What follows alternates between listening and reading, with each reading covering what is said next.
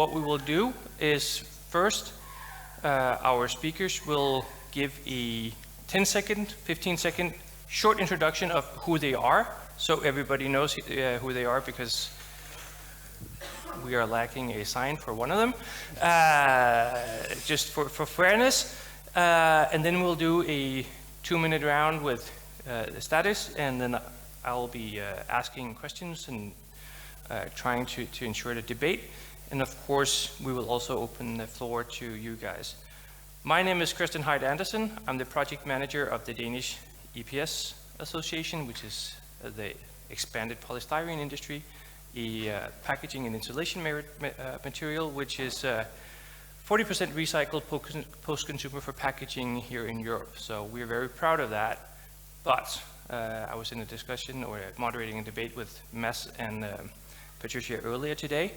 So that 40% isn't enough. We are aiming for 80%, and we know that can be done because we do that in Norway, or at 76%. So 50% circularity isn't enough. We have to go further, and I think everybody agrees on that. Mads, why don't you give us just very short who you are, and then we'll do a second round of introductions. Thank you very much. I'm Mads Flarup Christensen, and I'm the Executive Director for Greenpeace in the Nordic region.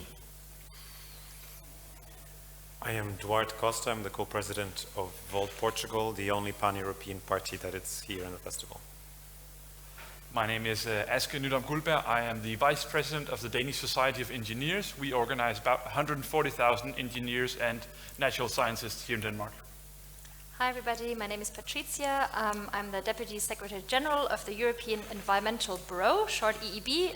Sounds very official, but we are actually the federation, the largest federation of citizens' environmental organizations. So around 35 to 40 million Europeans who are members of environmental organizations all across our region. Okay, so circular economy, state of play, where are we going? Are we there yet? Mads? No. Good, that was it. Thank you for coming. Maybe we should then say, how do we get there? No, I mean, earlier today we had another conversation here on circular economy, and we had a guest speaker, Wojciech from Circular Economy, who gave us, they're producing a gap report on circular economy, and he sort of, that report estimate that we are sort of 9% there when it comes to circularity, or how much resource we bring back into the flow, right? So I have no question, or no reason to question that number, right? That's embarrassingly low. We've been talking about circular economy and the importance of that, and we understand the resource flows enough to know that we need to be much higher at this point, right? So I think that's the bottom line we stand from, right? That this has, in all effect, been embarrassing until now, right? And we need to move into a complete different gear when it comes to having a circular economy, which, of course, no one disagree is needed. We need to make sure that it's not only about reusing and down recycling our materials, right? But we actually keep them in the flow and hopefully, ideally, depend on no or very little virgin material, right? I think the main problem here is that that's a little bit of a fairy tale, that whole notion that that's even possible under the existing paradigm, which basically is a growth paradigm, right? We need to grow our economy. Even the very ambitious EU plan talks about sustainable growth or green growth, and I mean, so we have to be mindful of the fact that we are in a system that is basically designed to grow in size. And we are talking about increasing sort of our circularity a little bit, and we can hardly do it, and many of the materials are not even suitable for being remain in the system, right? So I think from my point of view, I think it's super important that we are brave enough to also talk about what is needed in order to slow down the growth, slow down the economy, slow down the circularity. So it's not just a system that runs faster and faster on a growth trajectory, because it's simply a fairy tale that that's possible. So I think that's the starting point for me, that it's super important that we just also dare to have this conversation about how do we use less? What kind of products don't we want in the system? How can we support our our lawmakers to make brave decisions on saying, no, in a country like Denmark, there is absolutely no need for bottles with water when you can go to the tap and get it there. There's absolutely no need for a lot of the products that we surround ourselves with. So while we on one hand, of course, have to do our utmost to also focus on the recycling part and get the sort of fundament of the circular economy working, we also need to have the other difficult conversation. Duarte? So we definitely are not there when it comes to the circular economy. Earlier in the event that you mentioned, Wojtek said that only 9% of the resources we use are in a circular economy. So only 9% of these are not fully wasted after their use. So this is a very low percentage. I believe this is a global percentage. And he also referred that if we double this percentage to 18%, we could save 40% of carbon emissions and 30% of resources globally, because we will be able to use them more effectively. So we really have to understand that circular economy is a no-brainer in a sense. It's essential to be able to tackle climate change and to be able to change from the root the problem that also causes climate change, which is our unsustainable way of living. And I think what's lacking here is political will and political decision-making. So we see, and we are here in the European Union, in this room, and the European Union is one of the most ambitious regions in the world when it comes to the circular economy, yet we are still struggling to have regulations to allow things to change from the root of the problem. And here I think we have a problem as well in how we want to change the way we use resources. So I hear, and I think in this festival I heard more than any time before in my life from Danish politicians, for example, particularly with a liberal mindset that I believe it's the wrong liberal mindset, which is that if we invest in new technologies and technologies, even if we don't invest in them, they will appear that will fix our problem. Like suddenly we will have technologies that will provide solutions so that we don't need to waste resources. And this is not what we are seeing. And basic things like the packaging that we use in the products that we need, for example, to eat. Technology is not fixing this. We are still in 2022 wrapping twice a bag of salad. And this happens here in Denmark. Actually, I invite you to go to your local supermarket and try to buy fruits and vegetables without plastic. It's impossible. So this is not technologies. Technology can help us with finding new ways of packaging, but we should have rules.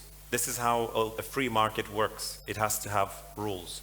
And if we have European rules, we have the opportunity to change how 450 million people consume.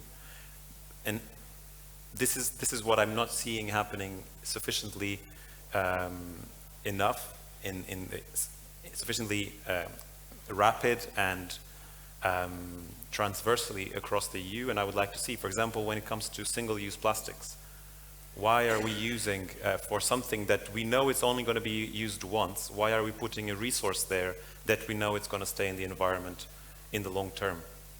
This can change through regulation. We don't need new technology.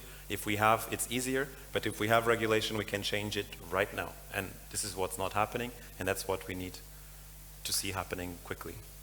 I already see a potential for a strong discussion between the engineers and the invention of new technologies. So Aske, I will skip you and let Patricia ask and let you steam, because there's a strong debate coming here. Patricia? Yeah, so yeah, I mean, I guess it's clear that a fully circular economy is some kind of an ideal situation that we have to strive for. We'll probably never reach it, like Matt said. It's really an ideal. Let's try to get as circular as we can. I looked up the figures for the European Union. According to Eurostat, it's currently 12.8% circularity in the EU, so not much more than the 9%, which is maybe a global figure. So yeah, indeed, we're not very circular at this stage. So I wanted to make 2 points. I mean, first, and that links to the engineers and other people who are designing our products. Eco-design is key. I mean, so at this stage, we do have eco-design regulation at the European level, but only for a very limited kind of number or types of products. So I think there's a lot of scope, and it's about engineering, but it's also about regulation, because eco-design regulation regulates what kind of products can be put on the market and how they have to be designed. They have to be designed in a way that they can be recycled, they can be reused, and they cannot be designed in a way that they just kind of make, take, consume, and throw away. So just to mention some examples, I mean, we've been looking into ICT, so mobile phones and other devices, batteries, also in the construction sector, which is actually the biggest source of waste in terms of weight, but also textiles, where we're still kind of lacking strong eco-design standards for repairability, refurbishment, and recycling. So I just wanted to stay with this kind of textile example because we've been talking of plastics a lot. So let's look at something else. I guess everybody here in the room is aware of, let's say, the labor conditions, the social conditions under which most of our clothes are made, in sweatshops, in some of the poorest countries of the world, but there's also the environmental aspects of clothes. And currently, our clothes are also not designed to be recycled. The textile sector is one of the sectors with the lowest recycling rate. It's less than 1%. So less than 1% of our clothes are being recycled. It's basically nothing. So zero circularity in the textile sector. And the reason is that the fibers of the clothes that we're wearing are basically non-recyclable fibers. Whether they're natural fibers like cotton, which breaks down if you try to recycle it, or whether it's synthetic fibers, which are also hard to recycle. So there we come back to the free market. If you don't regulate this, there's no incentive for producers to bring clever engineers in to develop recyclable fibers, because there's just no legal framework that asks for it. If you regulate this, and if you kind of increase the recycling rates, the obligatory recycling rates for textiles step by step, then innovation will follow. So far, we're talking to, for instance, engineers trying to develop recyclable fibers, and companies that try to put that on the market, also the machinery that you need, and they're just saying, well, it's so difficult to get on the market because this is so cheap, the non-recyclable fibers, so unless there's regulation, innovation is not going to happen. So that's one example, just one out of many. And to wrap up, so I think it's really about a mix of, yes, technical solutions, like, for instance, inventing, producing recyclable fibers, so better products that can be recycled. But then it's also about social innovation. So social innovation, when you look at textiles, it's things like, do I really have to buy? Can I for instance, if I need this fancy dress for a wedding, can I just rent it? Can I swap it? There's even leasing, where you lease your jeans, you give them back, and they're recycled. But there's also social exnovation, where we go back to practices that we had in the past, like just simply buying less clothes, or swapping, and going back to a smaller wardrobe. So I think to increase circular economy, it's about technical innovation, but also social innovation. And part of social innovation is definitely the reduction.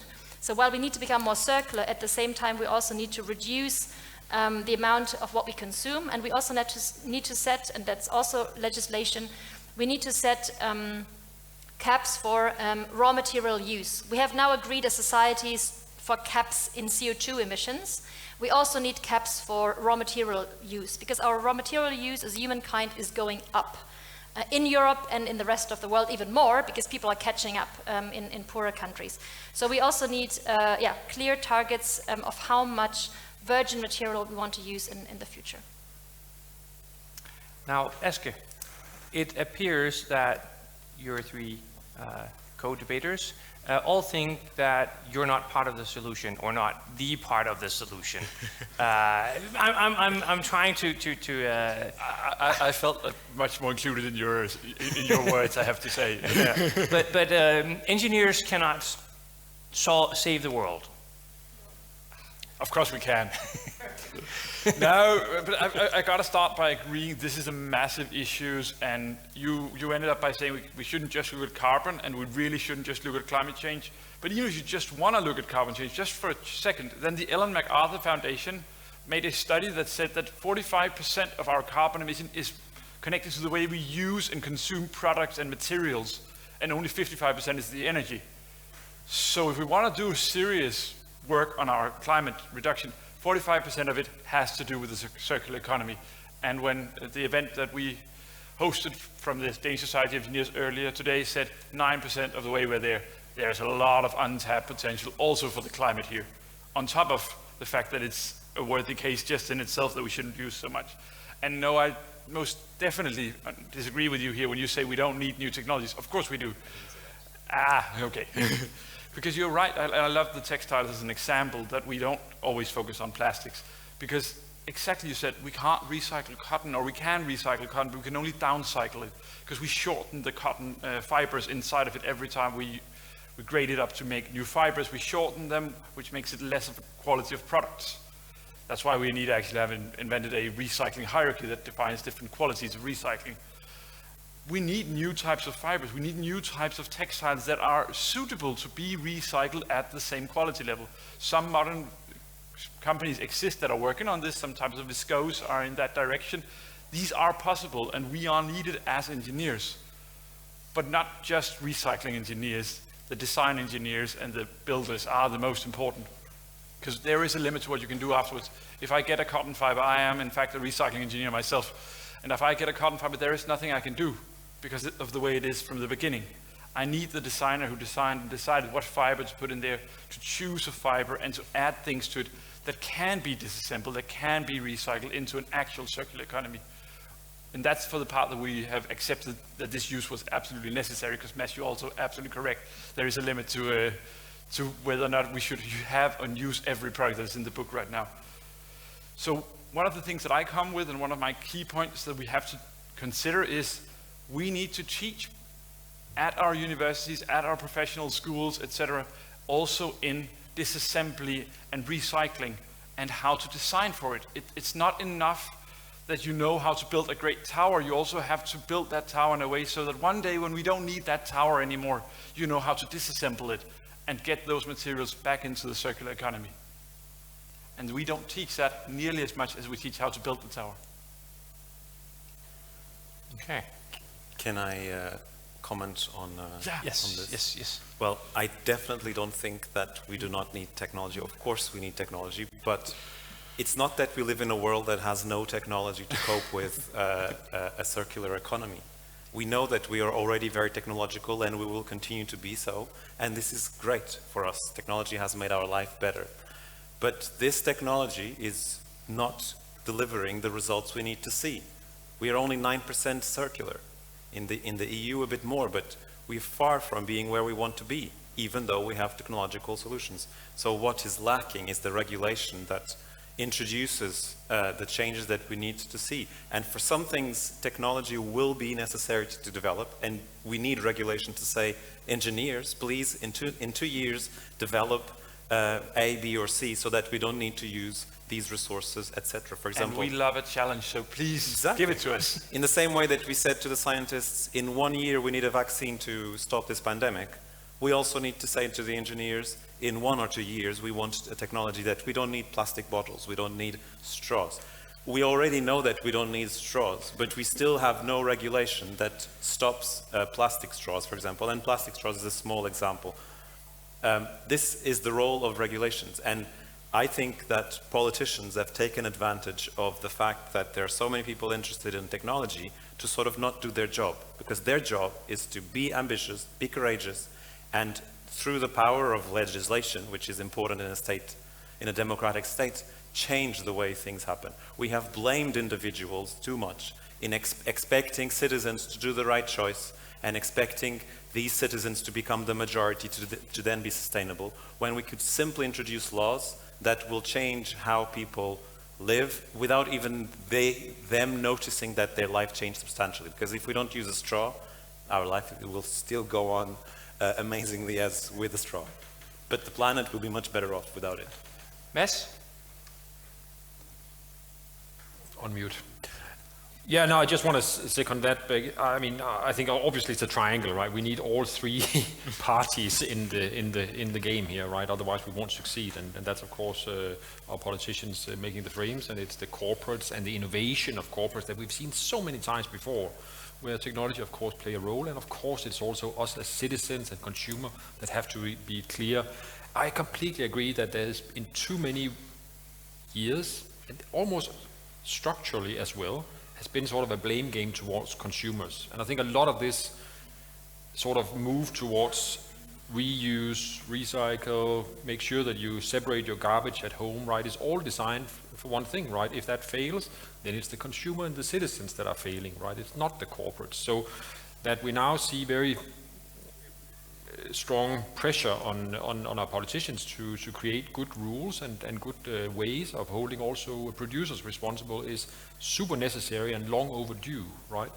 But I think for me, I would still say that the majority of the responsibility lies with, of course, our politicians, but certainly with our corporates as well, right? I mean, right now we are in a situation where every time a sort of more hardcore measure is being proposed by our politicians or our citizens, right, you see massive pushback from industry lobby organizations that are undermining that time and time again, despite the fact that looking back at history, it is paved with examples, right, where we've seen that every time it happens that regulation is tightened, that triggers innovation, that triggers movement, right, and it goes remarkably fast. I mean, with the danger of repeating myself, I hope not too many was here at the last debate, right, but I think my best examples, right, is the EU REACH legislation, where when the EU, which is the most impressive, I think, EU legislation for a long time, I think it was 2005, you can reconnect with that, we had, which now forms the basis of chemical legislation all over the world, right, and setting standards. Chemical industry was saying this will cost millions of jobs in Europe, we'll have to shut down and close down, and there was so much whining in it. But anyway, what happened was basically that a lot of them innovated themselves out of it, and we are now in a situation where the chemical industry, I may regret that a little bit, but is absolutely as big today as it was back then, right? Part of the European economy with the same percentage.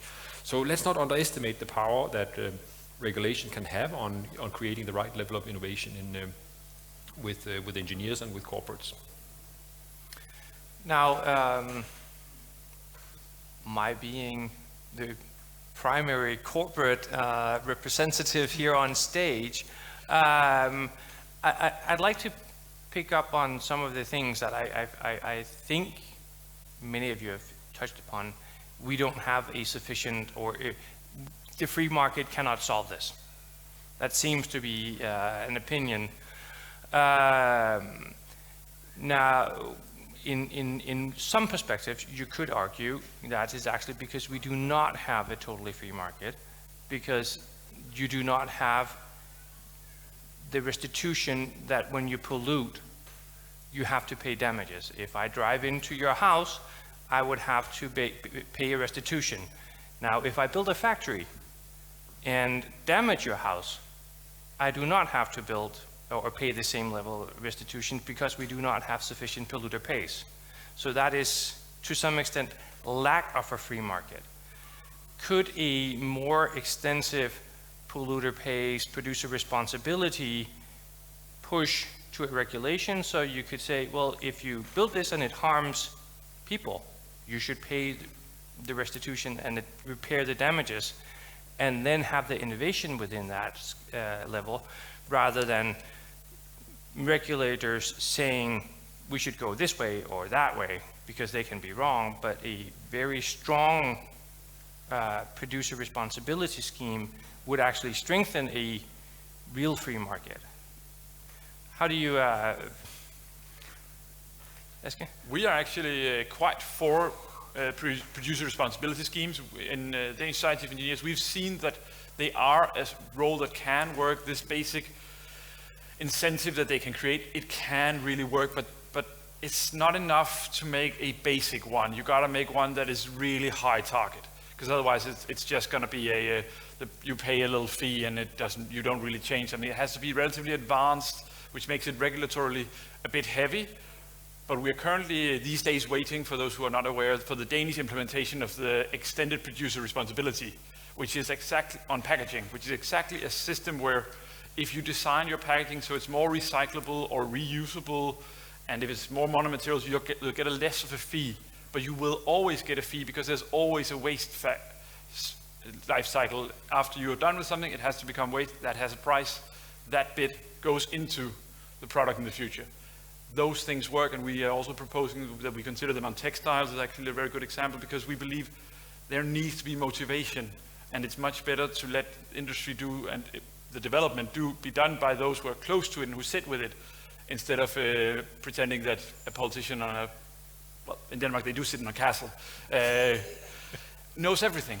But they should set the bar very, very high, otherwise we do not get real development. Then we just get yeah, it's fine, we pay a little fine, it's okay, we go home. It needs to be set at the very high level. Patricia? Yeah, I guess I can't disagree with that.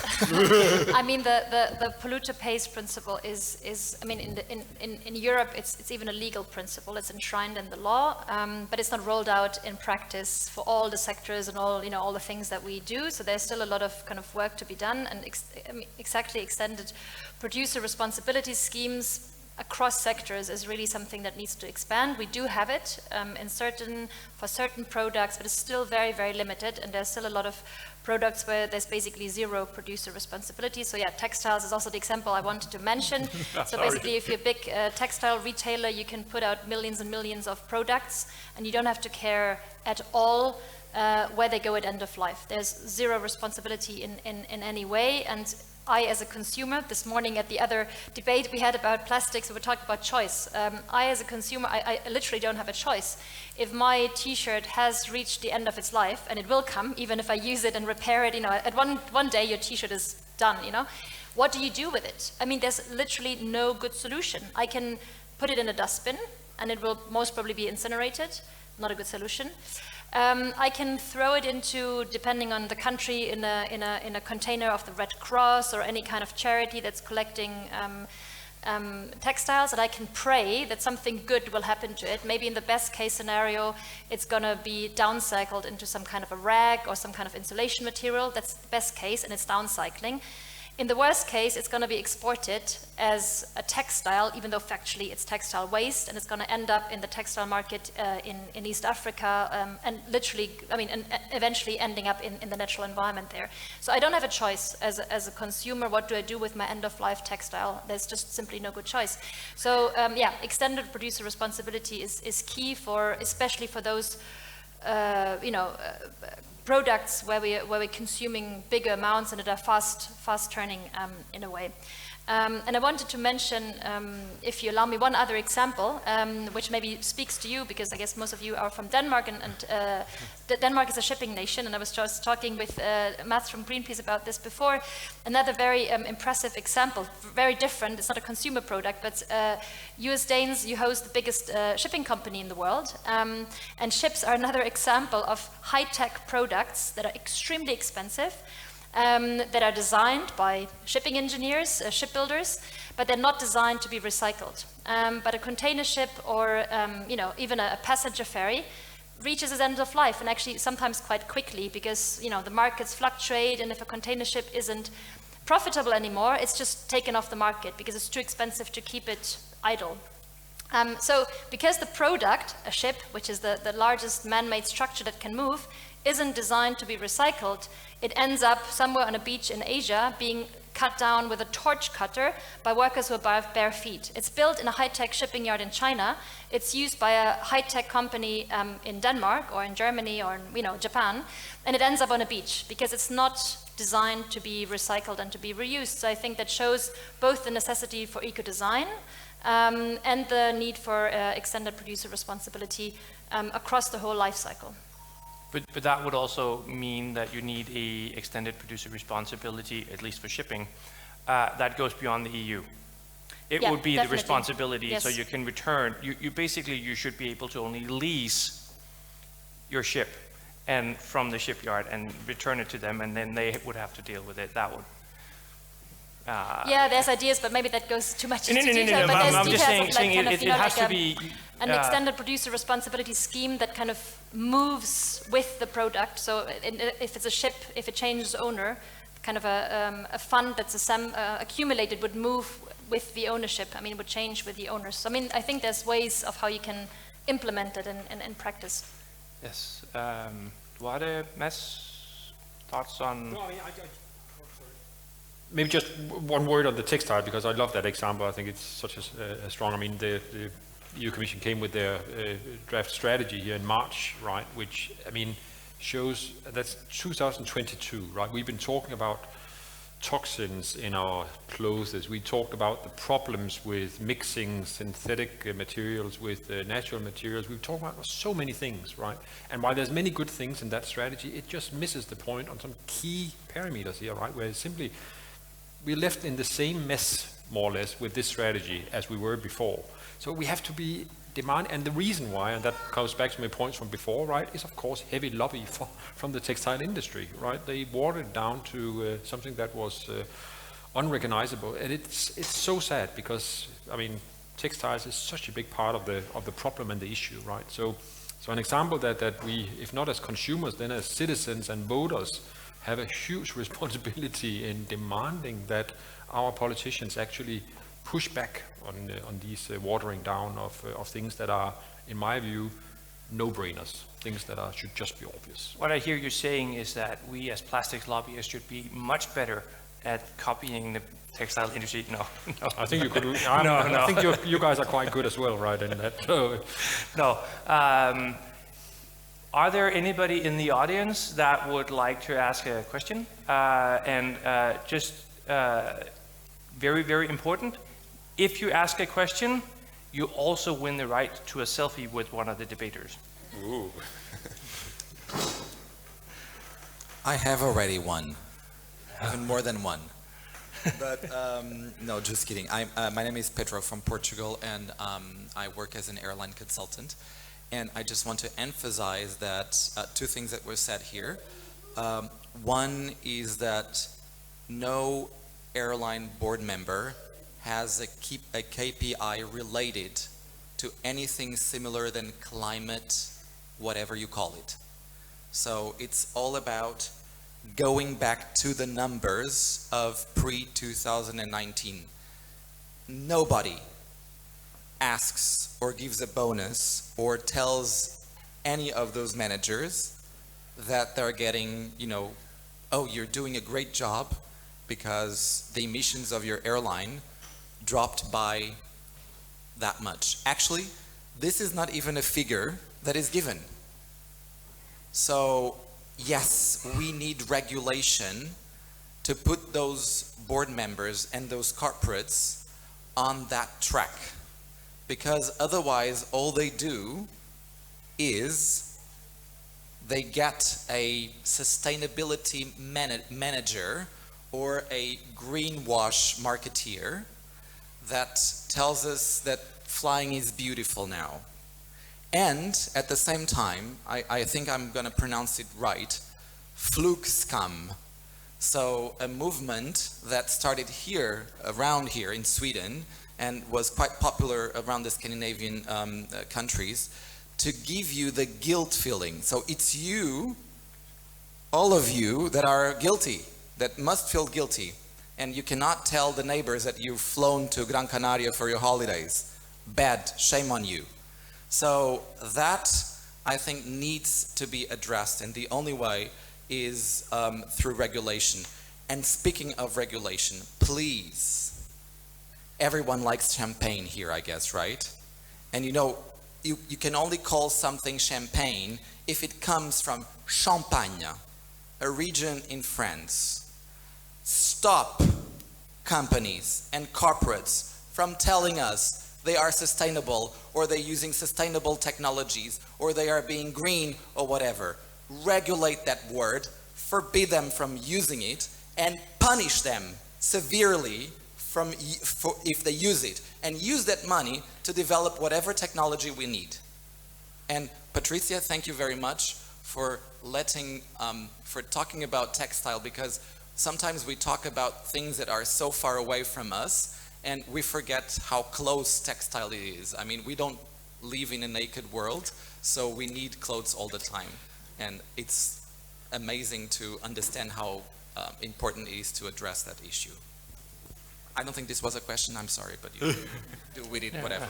Any remarks, or should we see if there's any... I have one short remark, yes. Because you mentioned greenwashing. So, I mean, as a kind of pro-European, one kind of good thing, for instance, that has recently been developed at the European level is a regulation on green claims. So actually we are regulating now how companies can, how they can promote green products or what they cannot promote as green. I'm not saying it's going to do away with all greenwashing, but at least there are now tighter standards on what can be labeled as a sustainable, green, whatever you name it, product. So I think that's a good way, because so far it was basically totally unregulated.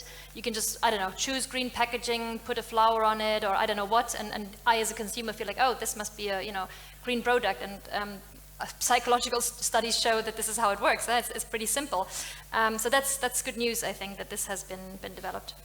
I then want to just follow up on that, because actually within CEN, and there's just developed together with ECOS, I'm sure that sort of the partnering organization of you, we developed a vocabulary standard on plastics, and in there the term greenwashing is extended.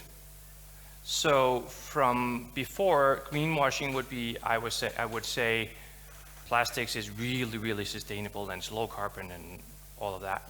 And that would be greenwashing if I couldn't substantiate it. Now it has been extended. So if I attack another product or another material with an unsubstantiated claim, I get the same effect. People will switch to my claim, but that was previously not considered greenwashing. But you're moving people away. So if I was to say cardboard can't be recycled, that would not be greenwashing previously, but now it would be. And I think that's important, because we have a lot of people in marketing that are claiming sustainability by attacking others. And that confuses consumers as well, because, and that currently isn't illegal, but we developed that standard within plastics, because if we want to have a sustainability discussion and have informed choices, people should be able to trust that. So that's just a follow-up on that. Are there nobody else that would really won't like a selfie with these nice people? Or just have a question? No? Mess. I mean, just one comment to what you said there around greenwashing and that conversation. That's super important, right? And I think in Denmark we have quite strong both legislation, and we also have a new consumer guide from the Forbrugerombudsmanden that talks about exactly what you say, how we define it, right? I think that's all good, but it won't do the trick, right? Because this is not about informed consent or full information, right? This is about something else. It's about what kind of stories are we telling each other about what products we need. And I think that's why Greenpeace, together with, I think, around 30 other organizations in Europe, is right now collecting signatures for what's called the European Citizen Initiatives, where we need 1 million signatures in order to get a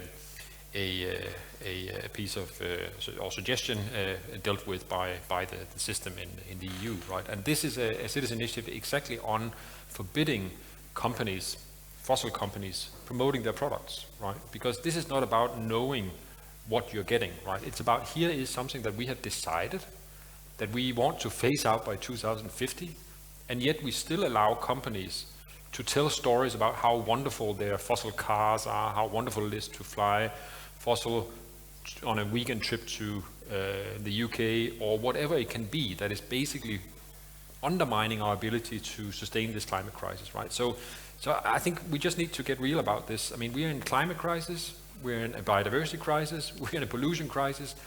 These normal sort of tweaks about let's have a little bit more transparency, a little bit more information, then all would be fine. No, right? We passed that point. We need legislation that actually goes in where it also is a little bit counterintuitive. Some feel is a little illiberal, but we need that. We did that also when we wanted to get rid of cigarettes. We did it when we wanted to limit alcohol, right? We also put bans on it, right? Now is the time also to stop these narratives polluting our stories about what is the good life. Yeah. Duarte? I just wanted to comment on something that you mentioned in the previous question about we wouldn't, like you said, we are not in favor of a free market. But I think the examples that Patricia gave of the textiles and of the shipping is not of the free market. It's of a bananas republic. When you have no rules, this is not a free market, because in a free market you have rules. But when you have no rules, you have a bananas republic where you can do whatever. You just produce your product, and then whatever happens to it, it's not my responsibility. And I feel this is where we are when it comes to the circular economy. It's a void of rules in which you are, as a producer, for example, you are able to behave in a way that goes beyond your freedom. Because if we are causing problems in developing countries, this is not, it shouldn't be something that we can do as developed nations. And I'm sure also in a sense of the democracy of our societies, I'm sure no one in this room would be happy to know that whatever thing that they bought in the shop was then causing problems somewhere else, to someone else in the world.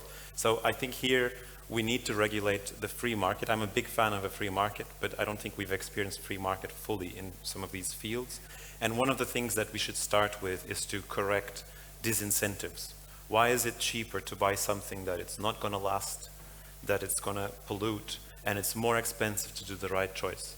I'm 100% sure that most people, if they have a product that is more sustainable, does the job, and is cheaper, they will go for it and not for the other product. The problem now is that we are waiting for a raise of awareness and consciousness in millions, if not billions of people to do the right choice, to pay more money, to take more effort. And we are waiting for this, and I hear many times politicians talking about education. I'm not against education, obviously, but we don't have the time to educate everyone and then let them make the free choice, which usually means spending more money and sometimes having a product that is not as easy as the other one. So we need to correct this in the market. And the way we do this in economics, in a free market, not in a bananas republic, is through rules. And we could create fiscal or financial mechanisms in which an unsustainable product has a fee that then alleviates the one that actually costs more to produce because it's better. And that would deliver quick results. Yes, yes. I think what I tried to say is that there's lack of property rights. I think actually the U.S. Supreme Court judge Rehnquist once said that the liberty of my hand stops before your nose. And that's what we're lacking in some of this producer responsibility is I can't go around swinging with my hands because if I hit you, that's a rule, but I can pollute, and that's the same thing as hitting somebody in the nose. So there is lack of property rights. So I agree. It's a lack of an efficient market because parts of the rules of regulation or structures aren't there, and that was why I was trying to say that building a very strong producer responsibility that focuses on the damage or the impact that I have of my production isn't becoming harmful to others, because then I have to clean it up, and that should be part of the price, because then you will have the better textiles because you have to do that. And you will encourage more engineering and more innovation.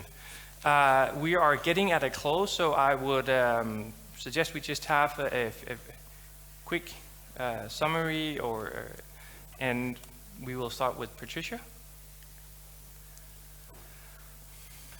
Okay, maybe one last thought. I mean, we've discussed about it, but so I think what is really important is to kind of embed the discussion on a circular economy in a wider discussion about refocusing our economy on what we need as human beings, rather than following the logic of,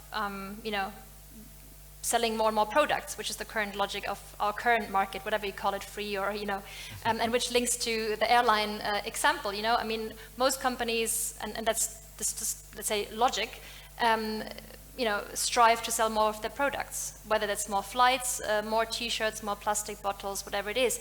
So the focus is not about what I need as a human being to live well. The focus of our economies is about how can we create more output and more profits for some people. So I think the whole circular economy discussion is very important, but we need to make sure that it's part of a wider discussion about how our economic system is structured and what it serves. What's the purpose of an economic system? Is the purpose of our economy to make some people very rich and provide us with, I don't know, I mean, so many consumer products that I don't even know, what to buy?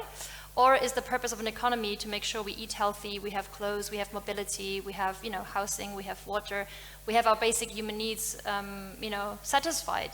And that can be with, beautiful products and with, it doesn't have to be, we don't have to go back to the caves, but where we're going at the moment is maybe a bit too far. So I think it's important to put the circular economy debate in that wider debate about the kind of economy in the future that we want, and refocusing it on human and planetary needs. Duarte? I think my microphone just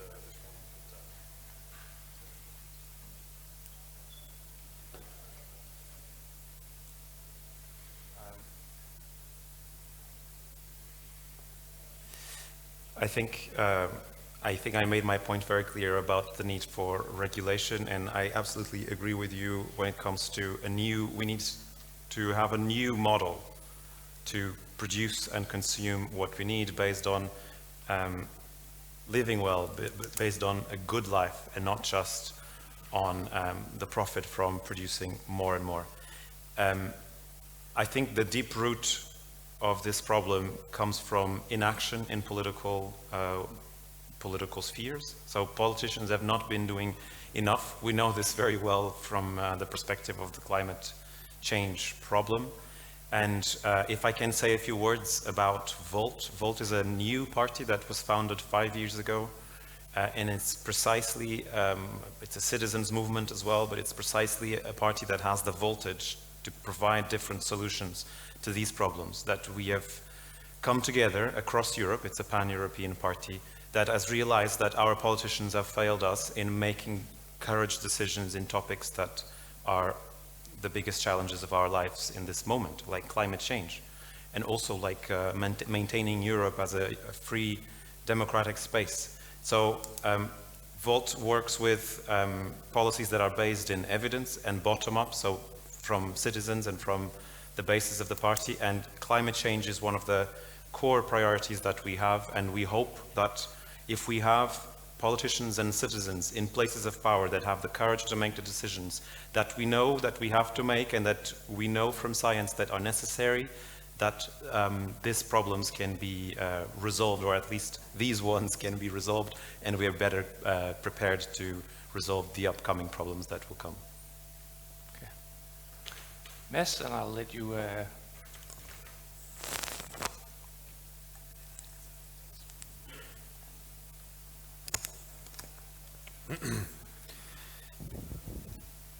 Yeah, I mean, not super much to add. I mean, I completely sign up to also, especially what you said, Patricia. But I mean, I think one of the topics that we didn't get to, and this doesn't qualify as a summing up, right? But I do think that in order to really forward that agenda of providing more space to our politicians and putting people at the center you spoke about, I think it is absolutely important that we find ways to break up this very, very strong grip that our industry and corporates have on the politicians, right? The money flows, etc. But it's also about the intellectual property rights we have in our world today, right? We have a situation where 4 companies are controlling our whole grain flows, right? And you can see sector for sector how you have very, very strong small groups of financial interests that are leading us in the wrong direction here, right? So before we also realize that this is not only about that we could demand more from our politicians, we can demand more for consumers, but before we also understand that there are some pretty powerful forces that are actually holding us back and preventing progress, and take them heads on, right? Then I fear that it will be very difficult to get into a truly sustainable economy. Eske? I'll sum up with 2 important points. First, I want to remind everyone that this isn't just something we discussed because it'd be nice, it'd be green.